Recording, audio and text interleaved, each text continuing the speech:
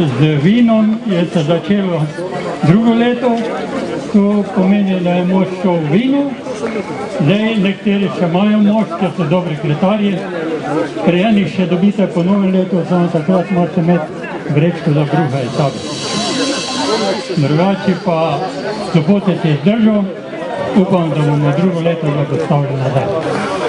No, tako ste rekli, Matija, hvala lepa, ko tako dobro skrbite za njega.